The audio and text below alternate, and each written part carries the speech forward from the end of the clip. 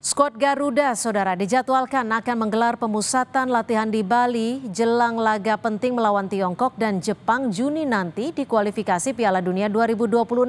Apa saja yang harus difokuskan pada pemusatan latihan nanti? Kami membahasnya bersama analis sepak bola, sudah ada Bung Kusnaini. Selamat petang Bung Kusnaini, terima kasih sudah memberikan waktunya di Kompas Petang. Ini training camp akan digelar pada 26 Mei nanti, tak lama lagi. Apa sebenarnya yang harus diperhatikan dalam pemusatan latihan ini, Bung? Iya, ini kan pertandingan yang akan digelar bulan Juni ini terjadi ketika pemain sudah menyelesaikan kompetisi ya.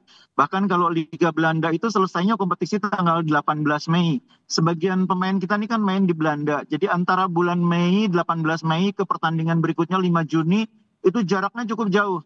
Bagi pemain itu bukan persoalan mudah untuk menjaga kebugaran di akhir musim ketika tidak ada lagi pertandingan. Sementara di klub juga mereka sudah tidak ada lagi aktivitas karena kompetisi sudah berakhir. Iya. Karena itu memang sangat penting TC kali ini untuk memastikan pemain berada di level kebugaran yang cukup untuk bertanding di pertandingan internasional yang bagi Indonesia sangat menentukan. Bisa dibilang pertandingan lawan China ini adalah pertandingan hidup mati yang akan memastikan apakah kita bisa melanjutkan persaingan dalam memperebutkan tiket ke Piala Dunia atau tidak.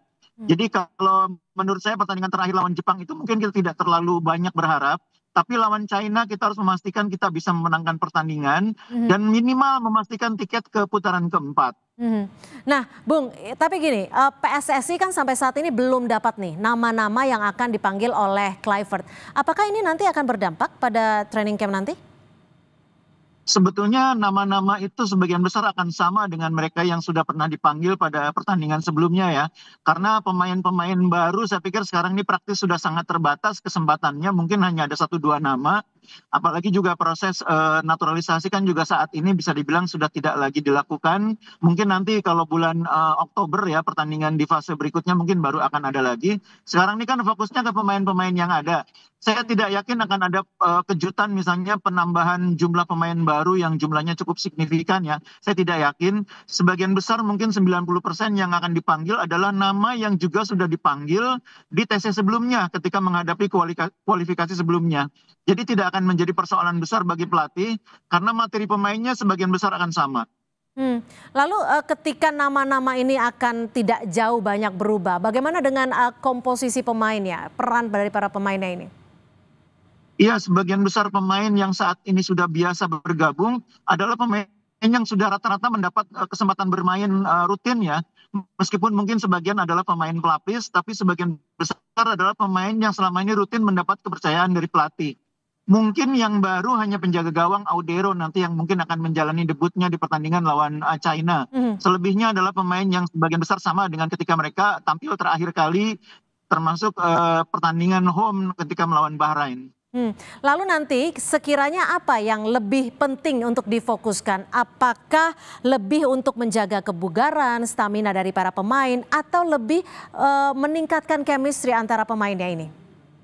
Semuanya, jadi memang nomor satu itu pemain harus dipastikan bisa atau layak bermain di level kebugaran yang tepat ya. Karena sebagian pemain kan masih ada yang berkompetisi sampai tanggal 25. JIJ itu masih main tanggal 25. Tapi pemain-pemain yang main di Liga Belanda itu tanggal 18 juga sudah selesai kompetisinya. Begitu juga oleh Romani, itu kompetisinya lebih cepat lebih selesai. Dan itu akan membutuhkan pendekatan khusus dari sisi fisik supaya siap untuk bermain tanggal 5 dan 10 Juni. Makanya memang TC ini sangat penting nomor satu untuk memastikan kebugarannya cukup ya untuk bermain di pertandingan internasional. Tapi yang juga tidak kalah penting untuk memperkuat chemistry, untuk memperkuat kerjasama tim. Karena masih ada beberapa pemain yang relatif masih sangat baru di tim nasional. Seperti Joy Pelupesi itu kan baru sekali memainkan pertandingan bersama tim nasional. Semakin sering bermain, semakin sering berlatih bersama akan semakin baik. Jadi gunanya TC antara lain juga selain untuk menjaga level kebugaran, juga untuk memperkuat kerjasama tim dan saling pengertian atau chemistry di antar sesama pemain. Apa sekiranya yang bisa dijadikan masukan kepada tim pelatih ketika nanti ikut melatih dalam tanggal 26 Mei ini nanti mendatang? Iya, jadi kalau kali ini kan persiapannya relatif lebih panjang ya, tidak hanya 1-2 hari seperti waktu terakhir kita bertanding lawan Australia dan Bahrain. Karena itu mungkin akan ada kesempatan sedikit uji coba yang akan dijalani oleh pemain. Mungkin bukan uji coba yang berat ya, uji coba yang sifatnya untuk membentuk kerjasama tim. Dan itu mungkin dilakukan karena waktu berkumpul bersama cukup panjang, bisa 7 sampai 10 hari. Nah itu yang memberi ruang bagi pelatih untuk tidak sekedar menggelar latihan, tapi juga uji coba. Oke, baik. Terima kasih Bung Kusnaini sudah memberikan Baik, Cindy. perspektifnya di Kompas Petang. Selamat sore.